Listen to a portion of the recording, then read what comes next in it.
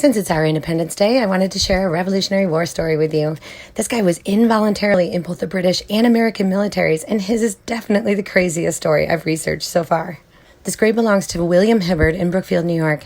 William was actually born in Shaftesbury, England in 1765. By the time 1777 rolled around, which was 1 year after we had sent hate mail to England in the form of our Declaration of Independence, William had become a sailor on a small merchant ship to help support his family.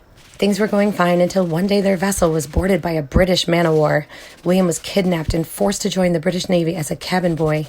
He was just 12 years old.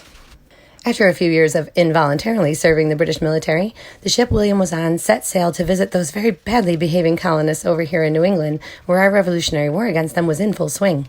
The trip would have taken about 2 to 3 months, and at some point in their journey, William decided this was finally his chance to escape. He knew he couldn't return to England because they would possibly kill him for being a traitor. Well, not possibly, they would most definitely kill him, so he decided to disappear into the colonies instead.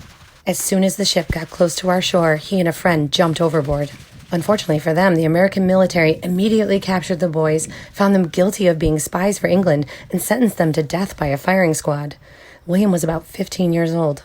Now, I don't know where or how this even happened, but a high-ranking general for the American Army believed William's side of the story and canceled his and his friend's execution, making William his servant instead.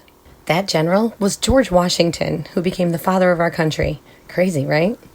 After the war, Washington released him of his duties, and William married Lois Babcock, and they settled in Westerly, Rhode Island.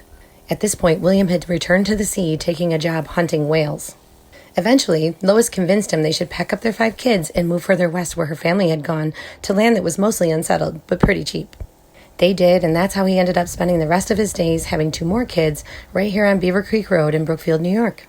I found mention that he also fought in the War of 1812, but no official records that he did. He died in 1813 at the age of 49. His wife Lois outlived him, dying at almost 70 years old in 1845, and is buried up north in Alexandria, New York.